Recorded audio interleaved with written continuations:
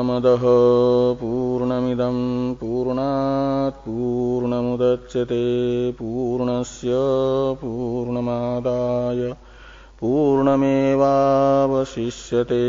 ओम शांति शांति शांति। शंकरं शंकराचार्यं केशवं बादरायणं सूत्रभाष्य कृतो वंदे भगवन्तौ पुनः पुनः। ईश्वरो गुरुरात्मेति मूर्तिभेद विभागिने व्योमवद्व्याप्तदेहाय दक्षिणामूर्तये नमः। ओम शांति शांति शांति। ब्रह्म सूत्र के द्वितीय अध्याय के प्रथम पाद के 6वें अधिकरण का विचार हम लोग कर रहे हैं। तदनन्यत्वम आरंभण शब्दादिभ्य इत्यादि 7 सूत्रों का यह अधिकरण है। इन 7 सूत्रों में से 4 सूत्रों के व्याख्यान रूप भाष्य का विचार हो गया है। पंचम सूत्र के व्याख्यान रूप भाष्य पर हम लोग चर्चा कर रहे हैं। पंचम सूत्र में युक्तेः शब्दांतराच्च, इस पंचम सूत्र में कार्य तथा कारण के अनन्यत्व को एवं उत्पत्ति से पहले कार्य के अस्तित्व को युक्ति से भी सिद्ध किया जा रहा है और सदैव सौम्य इदमग्र आसीत एकमेवा द्वितीयम इत्यादि शब्दांतर से भी सिद्ध किया जा रहा है। युक्ति का विवरण भाष्यकार भगवान कर रहे हैं भाष्य में। वैशेषिक है जो कार्य कारण का परस्पर भेद मानते हैं और उत्पत्ति से पहले कार्य का अभाव मानते हैं, असत्व मानते हैं, सत्ता नहीं मानते। वे यहां पूर्व पक्षी बनकर के सामने आए हैं और उन्होंने ये कहा कि कार्य कारण का परस्पर भेद तो है,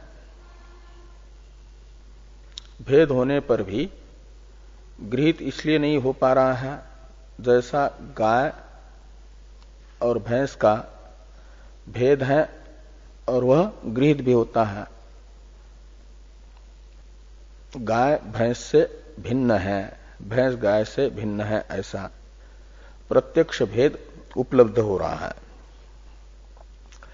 ऐसे मिट्टी और घड़े का भेद उपलब्ध नहीं होता। इसका कारण ये नहीं है कि भेद उपलब्ध नहीं हो रहा है तो तादात्म्य ही मान लिया जाए। सिद्धांति का तो कथन ये था कि घट और मिट्टी का भेद गृहीत नहीं हो रहा है, इसलिए इनका भेद नहीं, तादात्म्य है। ये सिद्धांति का कथन था। और यहां पर पूर्व पक्षी ने यह समाधान दिया था कि कार्य कारण का भेद होने पर भी समवाय संबंध होने के कारण गृहीत नहीं हो रहा है। तो इस पर चर्चा करते हुए सिद्धांती समवाय संबंध का खंडन कर रहे हैं। वैशेषिकों के द्वारा स्वीकृत जो समवाय संबंध है वह असिद्ध है, यह बताया जा रहा है समवाय कल्पनायाम अपि इत्यादि से। तो समवाय कल्पनायाम अपि इससे कहा गया कि यदि हम कार्य कारण का, गुण गुणी का, क्रिया क्रियावान का संबंध समवाय स्वीकार करते हैं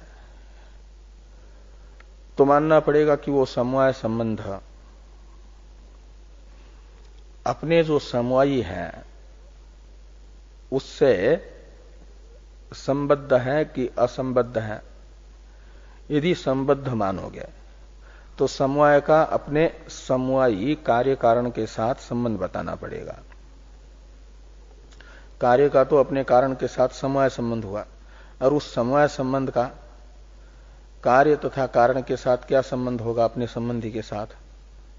यदि समवाय संबंध मानेंगे तो अनवस्था दोष बताया, और समवाय संबंध न मान करके स्वरूप संबंध मानते हैं यदि, समवाय का अपने समवाय के साथ स्वरूप संबंध है, तब तो कार्य का ही सीधे अपने कारण के साथ स्वरूप संबंध मान लो तो चल जाएगा। समवाय की कल्पना करने की आवश्यकता नहीं है। कार्य अपने कारण के साथ, कारण में स्वरूप संबंध से रहता है, और वो स्वरूप संबंध है तादात्म्य संबंध, ऐसा कहा जाए। तो इस प्रकार स्वरूप क्या नाम समवाय संबंध की कल्पना नहीं हो पा रही है, सिद्धि नहीं हो पा रही है। और ये कहा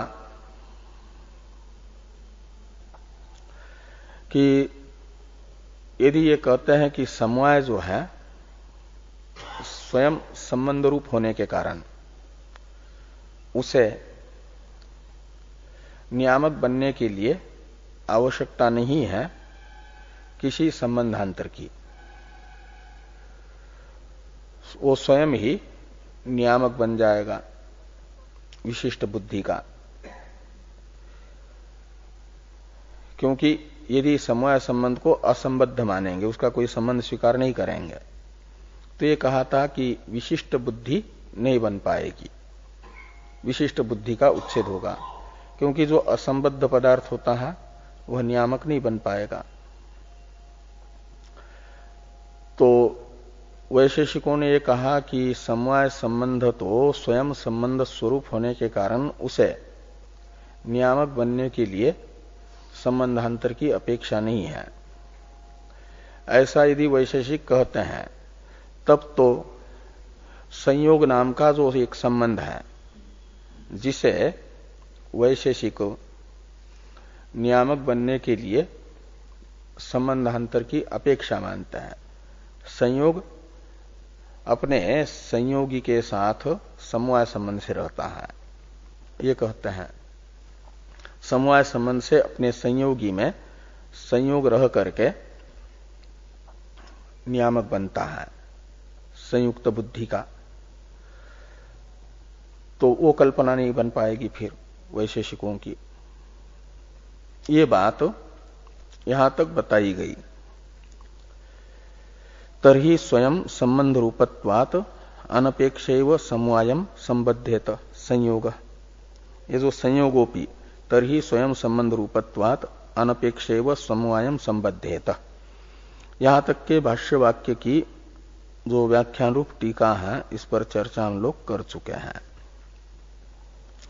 अब तादात्म्य प्रतीतेश्च इत्यादि भाष्य वाक्य की अवतरण टीका है, इसको देखिए। किंच प्रतीति अनुसारेण वस्तु स्वीकार्यम अन्यथा गो प्रतीतेः अस्वः आलंबनम इत्यस्यापि सुवचत्वात्। तो ये कह रहे हैं कि जैसा ज्ञान हो रहा है वस्तु का, वैसा ही वस्तु को स्वीकार करना चाहिए। यदि प्रतीति के अनुसार, अनुभव के अनुसार वस्तु को स्वीकार नहीं करेंगे तो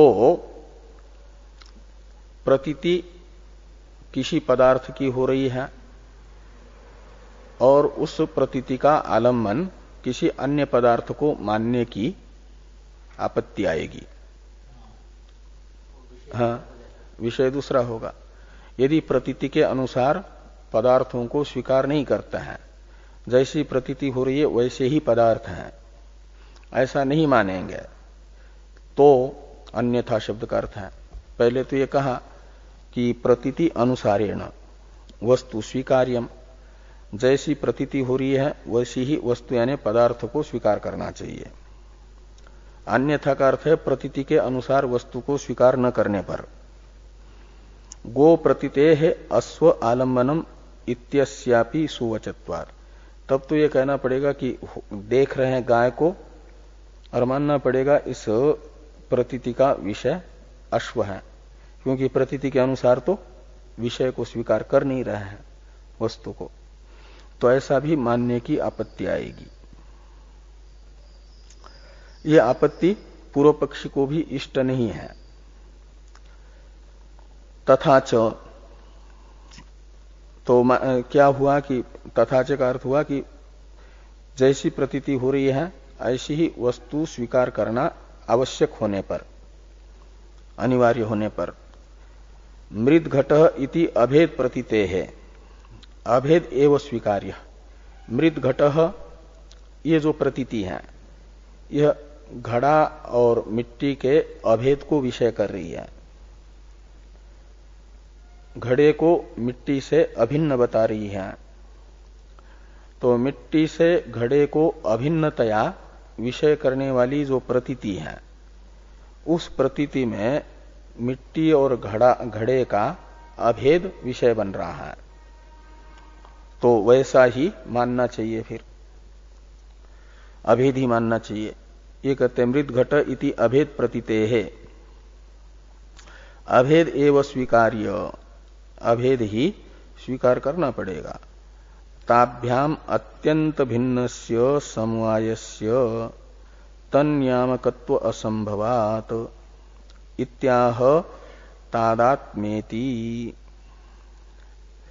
तो ताभ्याम अत्यंत भिन्नस्य समवायस्य तन्यामकत्व असंभवात्,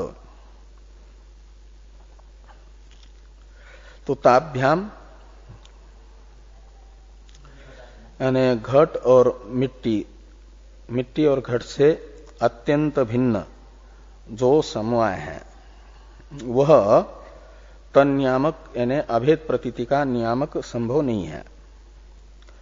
घट और मिट्टी से भिन्न जो घट और मिट्टी का संबंध स्वीकार किया है, समवाय संबंध, किसने? वैशेषिक ने। वह समवाय संबंध नियामक नहीं बन पाएगा अभेद प्रतीति का। तादात्म्य तो नियामक बन सकता है, इसलिए कार्य और कारण का तादात्म्य ही माना जाए, न कि समवाय। घट रूपी कार्य और मिट्टी रूपी कारण का परस्पर तादात्म्य संबंध है, समवाय संबंध नहीं। क्योंकि समवाय संबंध कार्य कारण से सर्वथा भिन्न है ये मानोगे तो इस अभेद प्रतीति का नियामक नहीं बन पाएगा। इस अभिप्राय से सिद्धांती ये कह रहे हैं कि तादात्म्य प्रतीतेश्च, भाष्य में, द्रव्य गुणादीनाम समवाय कल्पना अनर्थक्यम, यानी द्रव्य गुणादीनाम तादात्म्य प्रतीतेश्च, ऐसे लगाना। द्रव्य गुणादि का परस्पर तादात्म्य प्रतीत होने के कारण द्रव्य गुणादि का तादात्म्य समवाय संबंध की कल्पना अनर्थक है, निरर्थक है। कथम इत्यादि भाष्य वाक्य की अवतरण टीका है, इसको देखिए। एवं प्रतीत्यनुसारेण कार्यस्य कारणात्मना सत्वम स्वरूपेण तु मिथ्यात्वम इति उक्तम। तो एवं प्रतीति अनुसारेण कार्यस्य कारणात्मना सत्वम, कार्य जो है कारण के रूप में सत है, यानी ये उसको दृष्टांत बना करके अब दाष्टांत में बताते हैं कि प्रतीति अनुसारेण कार्यस्य कारणात्मना सत्वम स्वरूपेण तु मिथ्यात्वम इति उक्तम। प्रतीति के अनुसार वस्तु को स्वीकार करना चाहिए, ये कहा। तो प्रतीति कार्य से, कार्य के उत्पत्ति से पहले कारणात्मना कार्य के सत्व की हो रही है। इसलिए प्रतीति के अनुसार कार्य का कारण रूप से ही अस्तित्व सिद्ध होगा और स्वरूपेण यानी कार्यात्मना मिथ्यात्व सिद्ध होगा। कार्य कार्यात्मना मिथ्या है, कारणात्मना सत्य है, ये प्रतीति है। इस प्रतीति के अनुसार ही स्वीकार करना चाहिए कि कार्य मिथ्या है, कार्यात्मना और कारणात्मना सत्य है। ये बात बता दी गई। अब आगे कह रहे हैं कि वृत्ति अनुरूपणाच्च तस्य मिथ्यात्वम इत्याह कथंचेति। जो कार्य को कार्यात्मना सत्य मान रहे हैं वैशेषिक, उनके द्वारा कार्यात्मना कार्य के वृत्ति का यानी वर्तमानत्व का निरूपण न होने से भी तस्य यानी कार्यस्य मिथ्यात्वम कार्य के मिथ्यात्व की सिद्धि होती है। कार्य के कार्य रूप से वृत्ति का यानी अस्तित्व का वर्तमानत्व का निरूपण नहीं हो पाता। वृत्ति शब्द यहां सत्ता अर्थ में है। इस अभिप्राय से कथम इत्यादि वाक्य लिखा है। कथंच कार्य समवाय कथंच कार्यम अवयवी द्रव्यम कारणेषु अवयव द्रव्येषु वर्तमानम वर्तते। सिद्धांतियों ने वैशेषिकों को पूछा, पूर्व पक्षी को, आप कहते हो कि अवयवी द्रव्य अवयव द्रव्य में रहता है। अवयवी द्रव्य है कार्य, अवयव द्रव्य है कारण। अवयव द्रव्य है कपाल, अवयवी द्रव्य है घट। तो घट रूपी अवयवी द्रव्य अपने कपाल रूपी अवयव द्रव्य में रहता है, ऐसा वैशेषिकों का सिद्धांत है। तो उनके प्रति सिद्धांती ये पूछ रहे हैं, ये प्रश्न कर रहे हैं उनसे कि आपका घट रूपी अवयवी द्रव्य रूप कार्य कपाल रूपी अवयव द्रव्य में कैसे रहता है। ये कहते हो कि वह समवाय संबंध से रहता हुआ उत्पन्न हो रहा है, रहता है। हाँ हाँ, सिद्धांति पूछ रहे हैं कि कथम वर्तते, कैसे रहेगा। तो वही प्रश्न का स्पष्टीकरण है। सिद्धांति के द्वारा ही पूर्व पक्षी के प्रति किए जाने वाले प्रश्न को स्पष्ट कर रहे हैं सिद्धांति। किम इत्यादि से, किम समस्तेषु अवयवेषु वर्तेत उत प्रत्यवयवम। ये दो विकल्प किए। क्या ये जो अवयवी द्रव्य है वह सारे अवयवों में रहता है अथवा प्रत्येक अवयव में रहता है। प्रत्यवयव में, एक एक अवयव में मिलकर अलग अलग करके रहता है। प्रत्यवयव सभी अवयवों में रहेगा या एक एक अवयव में रहेगा, ये दो विकल्प हुए। उनमें से यदि पूर्व पक्षी प्रथम विकल्प स्वीकार करते हैं कि अवयवी द्रव्य अपने समस्त अवयवों में रहता है, इस विकल्प का अनुवाद करके सिद्धांति निराकरण कर रहे हैं। यदि इत्यादि भाष्य से, यदि इत्यादि भाष्य की अवतरण टीका है। तत्र आद्यम अनुद्य अवयविनः पटादे तंत्वादिषु अवयवेषु त्रित्वादिवत् स्वरूपेण वृत्ति उत अवयवशः इति विकल्प्य आद्यम दूषयति यदि इत्यादिना। तो तत्र आद्यम अनुद्य, इसमें तत्र शब्द का अर्थ है ये जो मूल भाष्य में दो विकल्प किए गए, उन दो विकल्पों में से जो प्रथम विकल्प है उसे तत्र आद्यम शब्द से लेना। अवयवी द्रव्य क्या समस्त अवयवों में रहता है या प्रति अवयव में रहता है। इन दो विकल्पों में से जो प्रथम विकल्प है, उस प्रथम विकल्प का अनुवाद करके ये पूछा जा रहा है कि अवयविनः पटादे, अवयवी द्रव्य रूप जो पटादि है वे तंत्वादिषु अवयवेषु, तो तंत्वादि रूप जो उन पटादियों के अवयव है उनमें कैसा रहता है।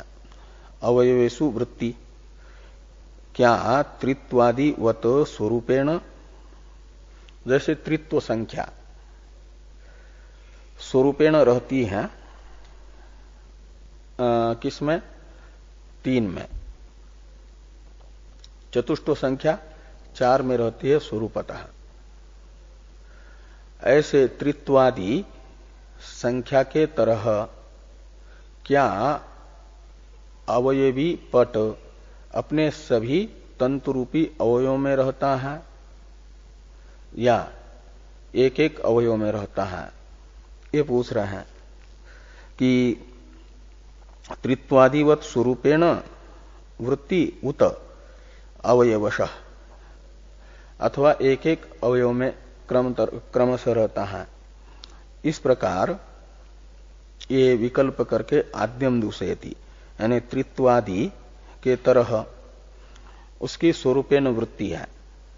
ये जो प्रथम विकल्प है, इस प्रथम विकल्प का निराकरण किया जा रहा है यदि इत्यादि से।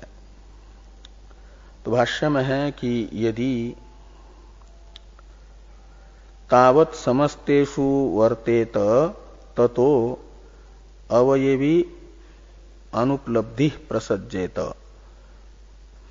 समस्त अवयव सन्निकर्षस्य अशक्यत्वात्। तो ये कहते हैं, ये मानेंगे कि समस्त अवयवों में वो रहता है जैसे त्रित्व संख्या रहती है, ऐसे समस्त अवयवों में रहता है कार्य।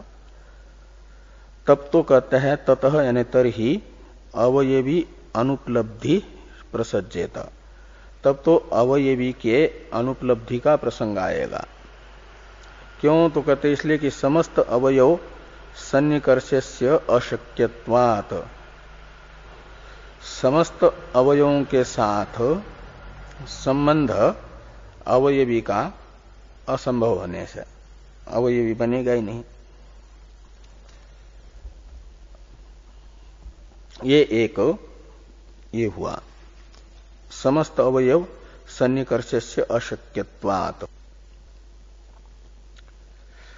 थोड़ी टीका है, इसको देखिए, इस पंक्ति का अर्थ बता रहे हैं। ये तंतु जो होता, क्या ना, संयोग जो होता है ना, वो असमय कारण है, लेकिन ये दूसरी बात बताई जा रही है कि 2 प्रकार से रहता है पदार्थ। कोई धर्म जो है होते हैं व्यासज्य वृत्ति, और कोई होते हैं अव्यासज्य वृत्ति, अव्याप्य वृत्ति उनको कहा जाता है। जो व्यासज्य वृत्ति पदार्थ होते हैं वो सर्वत्र रहते हैं, जैसे दूध में घी रहता है व्यासज्य वृत्ति बन करके। ऐसे 3 पदार्थों में त्रित्व संख्या रहती है व्यासज्य वृत्ति बन करके। ऐसे व्यासज्य वृत्ति यदि अवयवी कार्य को अवयवों में मानेंगे तो कहते हैं ये व्यासज्य वृत्तिता कार्य में संभव नहीं है। ये टीकाकार अर्थ कर रहे हैं कि व्यासज्य वृत्ति वस्तु प्रत्यक्षस्य यावद आश्रय प्रत्यक्ष जन्यत्वात् संवृत्त पटादेहे यावत अवयवानाम अप्रत्यक्षत्वात् अप्रत्यक्षत्वं प्रसज्जेत इत्यर्थ। व्यासज्य वृत्ति मानेंगे तो यह आपत्ति आएगी ये यहां पर यदि इत्यादि वाक्य से भाष्यकार भगवान ने कहा। कहते हैं व्यासज्य वृत्ति वस्तु प्रत्यक्षस्य, जो व्यासज्य वृत्ति पदार्थ होता है यानी समस्त अवयवों में व्याप्त होकर के रहने वाला पदार्थ जो है, उसका जब प्रत्यक्ष होगा तो माना जाता है कि व्यासज्य वृत्ति वस्तु के प्रत्यक्ष के लिए वह जिन जिन अवयवों में विद्यमान है उन सब अवयवों का प्रत्यक्ष ज्ञान हो, तब व्यासज्य वृत्ति पदार्थ का प्रत्यक्ष ज्ञान होगा।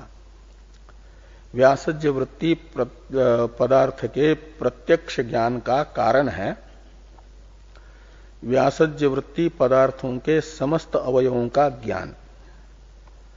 ये यहां पर लिखा कि व्यासज्य वृत्ति वस्तु प्रत्यक्षस्य यावद आश्रय प्रत्यक्ष जन्यत्वात्, यावद आश्रय यानी समस्त आश्रय का जो प्रत्यक्ष ज्ञान उससे जन्य है व्यासज्य वृत्ति वस्तु का ज्ञान, प्रत्यक्ष ज्ञान। और जब पट को संवृत्त पटादेहे यानी घड़ी करके रखा हुआ जो पट है, वस्त्र है,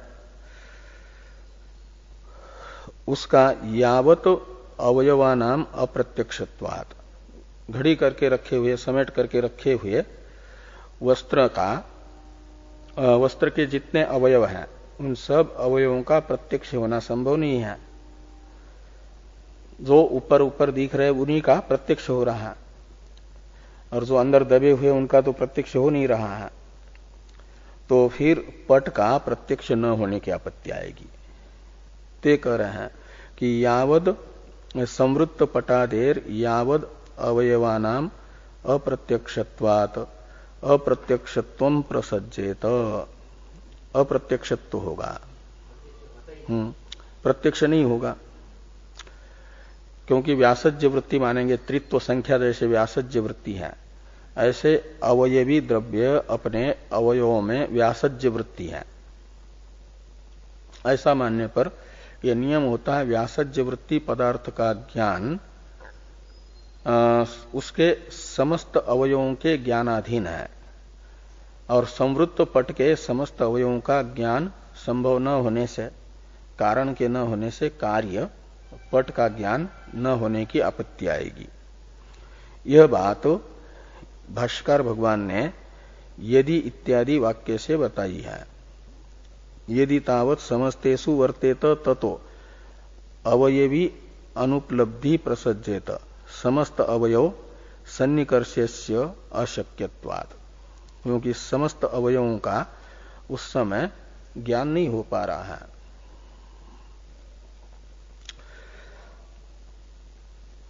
तो इसलिए त्रित्व संख्या के तरह व्यासज्य वृत्ति नहीं मानेंगे, तो मानेंगे कि प्रत्यवयव में रहता है, व्यासज्य वृत्ति होकर के नहीं रह रहा है। तो इस द्वितीय विकल्प की आशंका अथ इत्यादि से की जा रही है। अच्छा, थोड़ा पहले भाष्य में एक वाक्य है उसको देखिए। नहि बहुत्वं समस्तेषु आश्रयेषु वर्तमानम् व्यस्ताश्रय ग्रहेण गृह्यते। तो ये कह रहे हैं कि जैसे बहुत्व संख्या है वह अनेक आश्रय में रह रही है, तो समस्त जब तक बहुत्व संख्या के समस्त आश्रय गृहीत नहीं होंगे तब तक बहुत्व संख्या का ग्रहण नहीं होता। ऐसे ही यदि समस्त अवयवों में विद्यमान है अवयवी द्रव्य मानेंगे, ऐसा मानेंगे तो जब तक जिन जिन अवयवों में विद्यमान है पट उन सभी अवयवों का ग्रहण नहीं होगा, तब तक पट का ग्रहण नहीं हो पाएगा। अब भाष्यस्थ अथ अवयवशः इत्यादि वाक्य की अवतरण टीका है। द्वितीयम शंकते अथेति, द्वितीय मैंने वो वाला द्वितीय जो त्रित्वादि वत स्वरूपेण वृत्ति उत अवयवशः, यहां पर जो एक विकल्प था, द्वितीय विकल्प, उसका उत्थापन कर रहे हैं, शंका कर रहे हैं पूर्व पक्षी, उसको स्वीकार कर रहे हैं। अथ अवयवशः समस्तेषु वर्तेत तदापि आरंभक अवयव व्यतिरेकेण अवयविनो अवयवाः कल्पेरन् यैहि आरंभकेषु अवयवेषु अवयवशो अवयवी वर्तेत। तो ये कह रहे हैं पूर्व पक्षी की अथ अवयवशः समस्तेषु वर्तेत, अथ यानी यदि,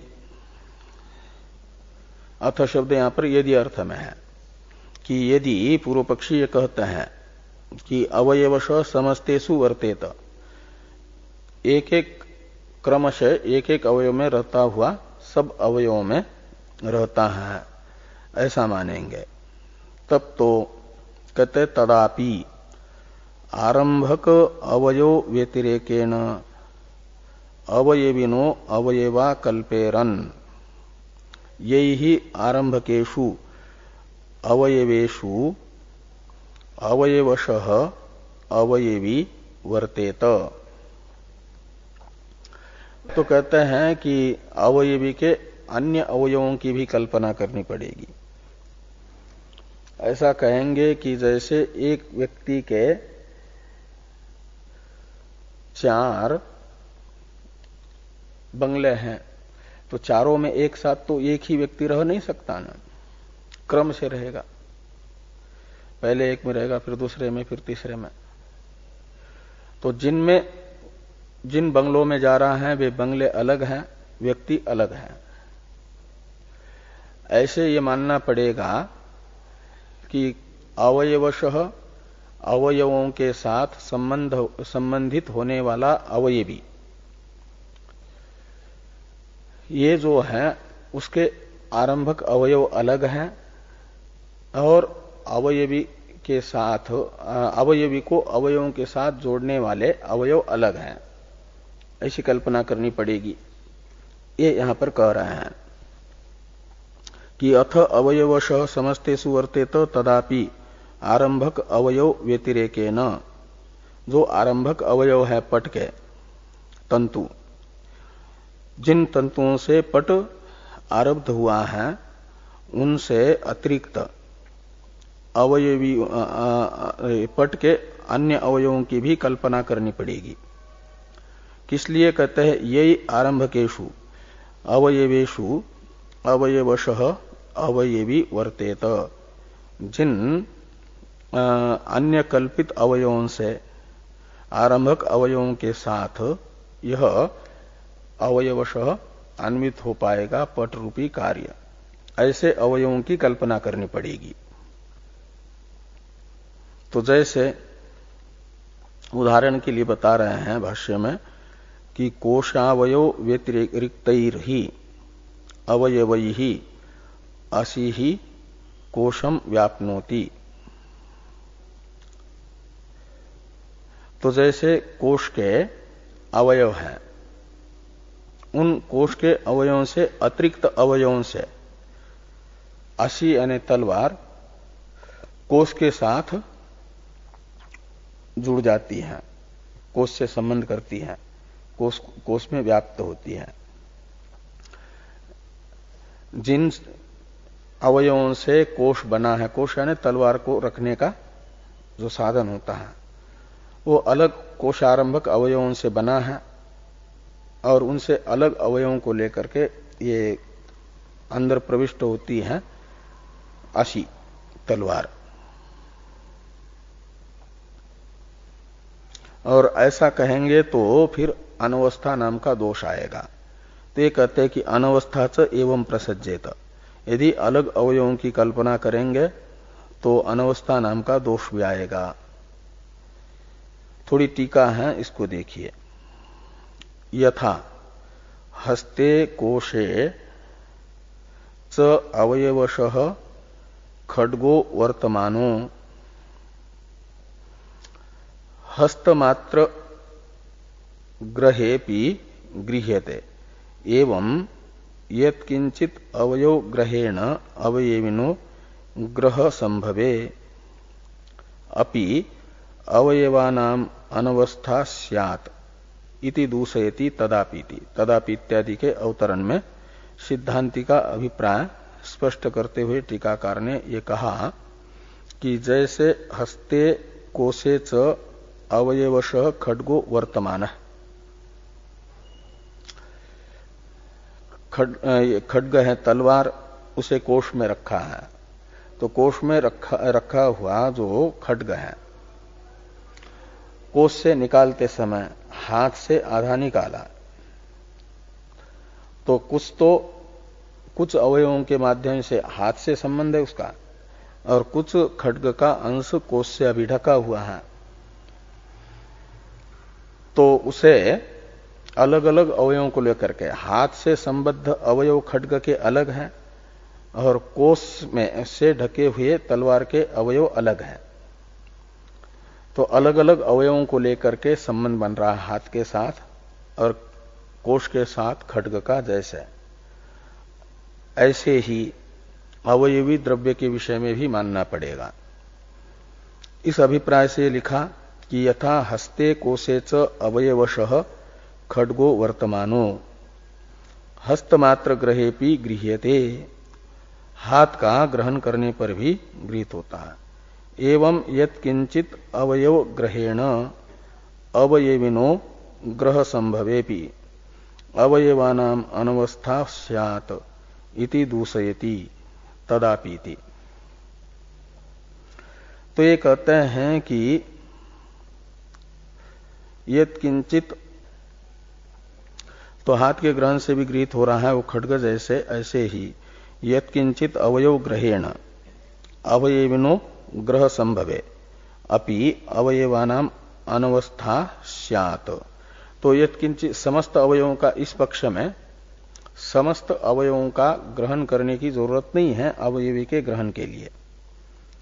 जैसे खड्ग में रखी हुई जो तलवार है उसमें से कुछ भाग हाथ से पकड़ा तो हाथ में जितना पकड़ा उतना गृहीत हो रहा है तलवार का भाग, बाकी गृहीत न होने पर भी। तो कुछ अवयवों के ग्रहण से ही खड्ग गृहीत हो रहा है। जैसे ऐसे ही इस पक्ष में अवयवश अवयवी में अवयवी द्रव्य अवयवश रहता है, ऐसा मानने से कुछ अवयवों के ग्रहण से गृहीत तो होगा, लेकिन इस पक्ष में अनवस्था नाम का दोष आएगा। ये कहते हैं कि एवं यत्किंचित अवयव ग्रहेण अवयविनो ग्रह संभवेपि अवयवानाम अनवस्था स्यात्, अवयवों के अनवस्था नाम के दोष को स्वीकार करने की आपत्ति आएगी इस द्वितीय पक्ष में। इस अभिप्राय से कहते हैं कि तदापि आरंभक अवयव व्यतिरेकेण अवयविनो अवयवाः कल्पेरन् यैहि आरंभकेषु अवयवेषु अवयवशः अवयवी वर्तेत। तो आरंभक अवयवों से अलग अवयवों की कल्पना करनी पड़ेगी, जिन अवयवों को लेकर के क्रमशः अवयवी अवयवों में रह पाएगा, आरंभक अवयवों में। और इसके लिए उदाहरण है कि कोशावयव व्यतिरिक्तैर ही अवयवै अशी कोशम व्याप्नोति। इस पक्ष में क्या होता है कि अनवस्था च एवं प्रसज्जेत, अलग अलग अवयवों की कल्पना करते जाएंगे तो अनवस्था नाम के दोष का प्रसंग आएगा। एक वाक्य भाष्य में कि तेषु तेषु अवयवेषु वर्तयितुम अन्येषाम अन्येषाम अवयवानाम कल्पनीयत्वात्, पूर्व अवयवों का पूर्व अवयवों में उत्तर अवयवों का अस्तित्व दिखाने के लिए उत्तर अवयवों की कल्पना करती जानी पड़ेगी, तो अनवस्था दोष आएगा, ये कह रहे हैं। अब अथ प्रत्यवयवम वर्तेत तदा एकत्र इत्यादि भाष्य वाक्य की अवतरण टीका है। आद्य द्वितीयम उद्भाव्य दूषयति अथ इति। आद्य द्वितीयम है मूल भाष्य में जो था कि समस्त अवयव में रहेगा या प्रत्यवयव में रहेगा, इसमें से समस्त अवयव पक्ष का तो खंडन हुआ, तो मानना पड़ेगा प्रत्यवयव में रहता है। ये जो प्रत्यवयव में रहता है ये है द्वितीय पक्ष, उसका उद्भावन करके दोष बताया जा रहा है कि अथ प्रत्यवयवम वर्तेत तदा एकत्र व्यापारे अन्यत्र व्यापार स्यात्। कार्य अपने समस्त अवयव में नहीं रहता अपितु प्रत्यवयव में रहता है, एक एक अवयव में रहता है।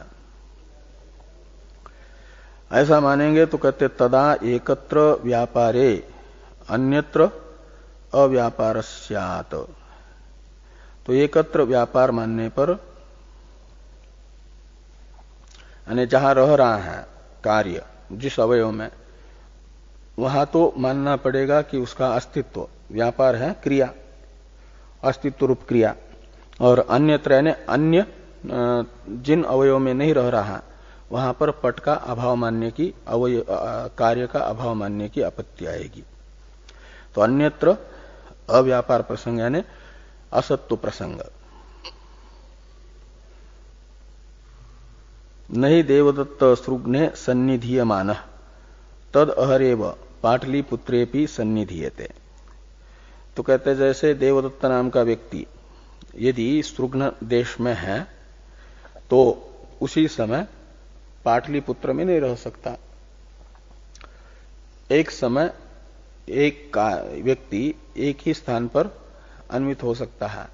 ऐसे अवयवी द्रव्य जो कार्य है वह यदि अपने कारणभूत अवयव द्रव्यों से अलग है और एक एक अवयव में रह रहा है, तब तो एक अवयव में रहेगा तो अन्यत्र उसका अभाव मानना पड़ेगा। से कोई आज हरिद्वार में है इस समय तो वाराणसी में नहीं है, वाराणसी में उसका अभाव है। ऐसे ही ये कार्य का भी मानना पड़ेगा, जितने अवयवों से उत्पन्न हुआ है उनमें से जिस अवयव में वो रह रहा है उसमें तो उसका अस्तित्व और बाकी में अभाव, ये प्रसंग होगा। क्योंकि ये कहते हैं भाष्य में ही कि युगपद अनेकत्र वृत्तो अनेकत्व प्रसंग स्यात्। यानी एक व्यक्ति का एक समय एक ही स्थान पर अवस्थान होता है और पट रूपी कार्य एक है, वह युगपद एक तंतु में रहेगा तो अन्य तंतुओं में नहीं रहेगा। और एक व्यक्ति का यदि युगपद अनेक स्थान पर अस्तित्वमान रहे तो अनेकत्व का प्रसंग आएगा। फिर कार्य भी अनेक, पट भी अनेक मानने पड़ेंगे, जितने तंतु उतने पट मानने पड़ेंगे। ये कह रहे हैं कि युगपद अनेकत्र वृत्तौ अनेकत्व प्रसंग स्यात्। देवदत्त यज्ञदत्तयो इव सुग्न पाटलिपुत्र निवासिनो हो गोत्वादि, यहां तक ले लो, गोत्वादि से पहले तक, कि जैसे एक देवदत्त नाम का व्यक्ति है सृग्न देश में रह रहा है, यज्ञदत्त नाम का व्यक्ति पाटलिपुत्र में रह रहा है। ये तो दोनों एक समय अलग अलग दो देश में रह सकते हैं भिन्न होने के कारण। देवदत्त यज्ञदत्त अलग अलग व्यक्ति है दो, वह दो व्यक्ति अलग अलग दो स्थान पर युगपत रह सकते हैं। ऐसे एक पट रूपी अवयवी युगपत अनेक तंतुओं में नहीं रह पाएगा। पूर्व पक्षी शंका कर रहे हैं कि जैसे गो व्यक्ति तो अनेक है और उसमें रहने वाला गोत्व धर्म एक है, गोत्व जाति, वो जैसे युगपत अनेक गोपिंडों में गोत्व जाति रहती है, हाँ, अनेक व्यक्ति में गोत्व जाति रहती है। ऐसे ये जो अवयवी द्रव्य है वह भी युगपत अपने कारणभूत अनेक अवयवों में रहेगा गोत्व की तरह। इस प्रकार की शंका का भी समाधान किया जा रहा है गोत्व इत्यादि से। गोत्व इत्यादि का अवतरण लिखने से पहले टीका में टीकाकार युगपद अनेकत्र इत्यादि का अर्थ कर रहे हैं। एकस्मिन् तंतो पट वृत्ति काले तंत्वंतरे वृत्तिर्न स्यात् वृत्तो अनेकत्व आपत्ते इत्यर्थ। ते कह रहे हैं कि एक समय एक तंतु में पट यदि रह रहा है तो उस समय दूसरे तंतु में उसका अभाव मानना पड़ेगा, नहीं तो वृत्तो अनेकत्व आपत्ते, पट वृत्ति में अनेकत्व की आपत्ति होने से। और जैसे देवदत्त और यज्ञदत्त युगपद अलग अलग देश में रह रहे हैं तो दोनों अलग अलग हैं, ऐसे कार्य में भी अनेकत्व की आपत्ति आएगी, पट अनेक मानने पड़ेंगे। तो ये कह रहे यथा युगपद अनेक व्यक्तिषु वृत्तौ अपि,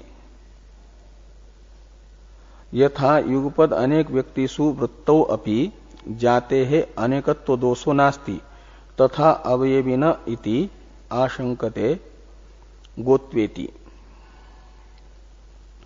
तो ये कह रहे हैं कि जैसे युगपद अनेक व्यक्तियों में रह रही है गोत्व जाति, तो भी उसमें अनेकत्व का प्रसंग नहीं है, जाति तो एक है, एक ही जाति अनेक व्यक्ति में रह रही है। मनुष्यत्व जाति एक है, अनेक मनुष्यों में रह रही है। जैसे ऐसे ये एक अवयवी द्रव्य अनेक अवयवों में रह सकता है युगपद, और उसे अनेक मानने की जरूरत नहीं है। ऐसा यदि यानी इस प्रकार की शंका पूर्व पक्षी गोत्व इत्यादि से कर रहे हैं कि गोत्वादिवत प्रत्येकम परिसमाप्तेर न दोष इति चेत, ये पूर्व पक्ष की शंका है। न तथा प्रतीत्यभावात इत्यादि से समाधान किया जा रहा है। इस पर चर्चा हम लोग कल करते हैं।